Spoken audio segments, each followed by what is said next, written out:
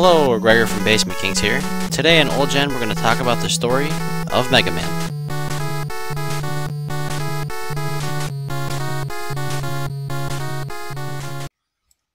In 1986, the game company Capcom was interested in bringing a platform shooter to home consoles.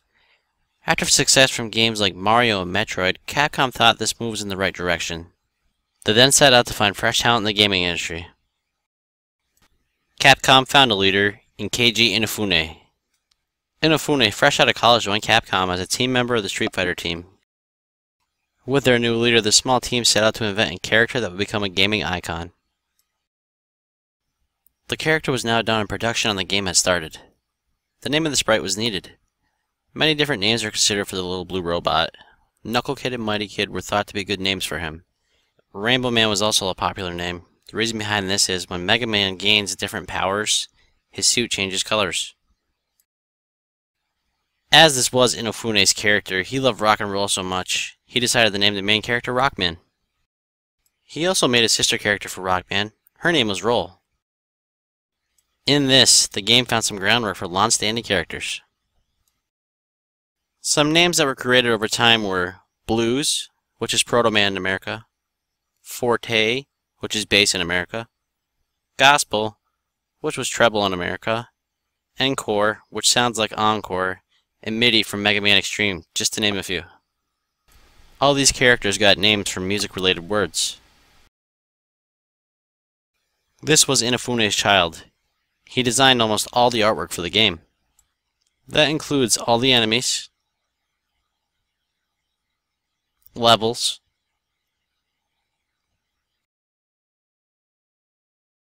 and the logo, plus the box art. He also rendered the characters into sprite form. The game was now complete, and in December of 1987, Capcom released the game onto the Famicom Family Computer System.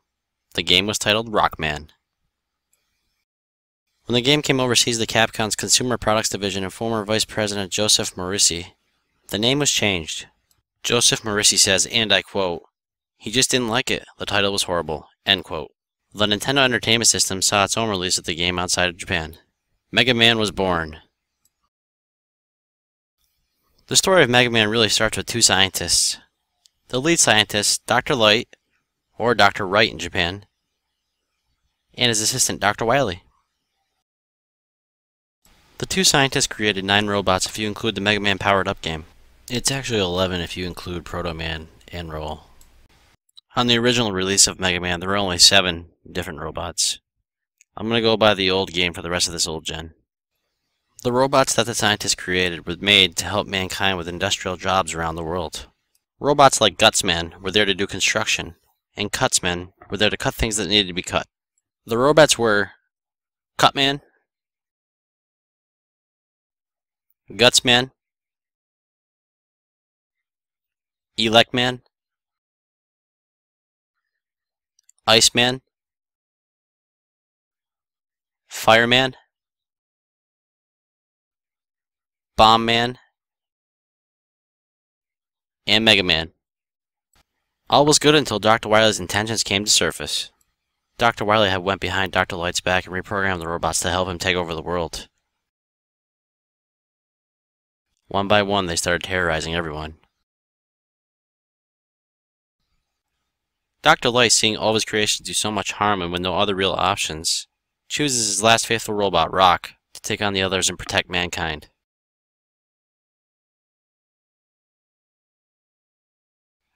In this moment, the household robot, Rock, becomes Mega Man.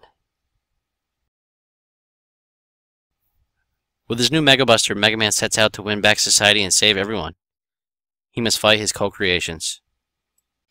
Right off the bat, the game boots up. You notice this is going to be a different experience than a normal game on the Nintendo Entertainment System. There are 6 stages to choose from on the main menu, and this was one of the first games to actually let you have that option. This gave players the power to choose their own path through the game. A lot of players figured out the best way and the easiest way to make it through the game. It was a fun part of the game. The levels themselves consisted of many different robot enemies and obstacles.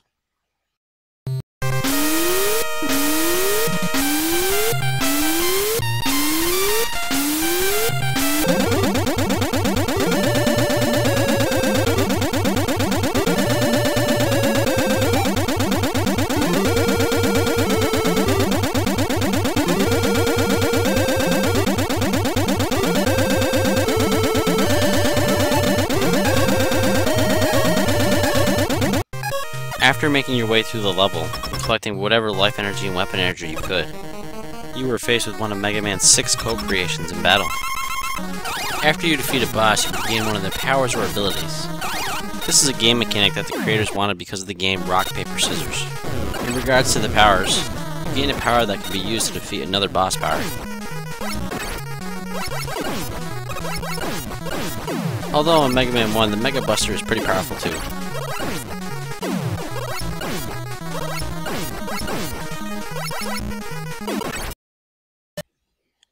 Also, when you gain certain powers, different parts of the level will open up to the player. Mega Man 1 also had a scoring system. You could gain points by defeating enemies, getting power-ups, and a large sum at the end of every level.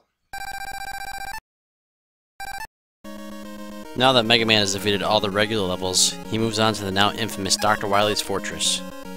Always located at the center of the screen on the level select, these are the levels that lead to your final encounter with Dr. Wily.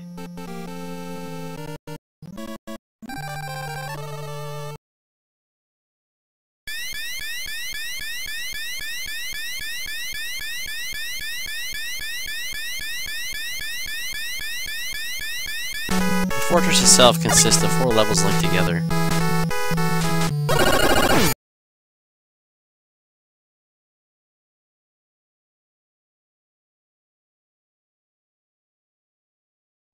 Each level has a new boss that Dr. Wily has created.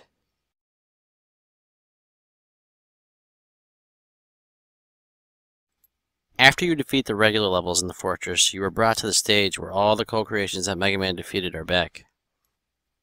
All the robots are in a predetermined order and must be defeated again before moving on to Dr. Wily.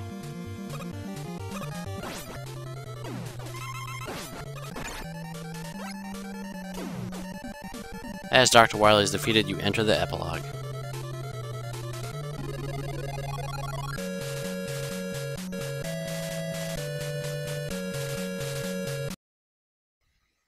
Mega Man 1 is now released and remade on several different platforms. The first time it pops up is on the Wily Wars for the Sega Mega Drive. This is included with Mega Man 1, 2, and 3, and the art is enhanced on the game.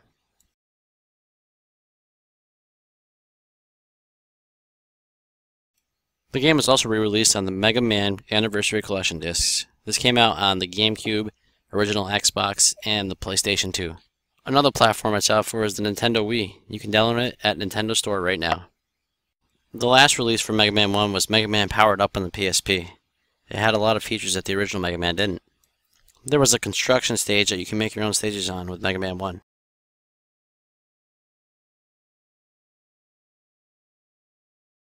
Also in this game, once you defeated an enemy, you could actually play as them.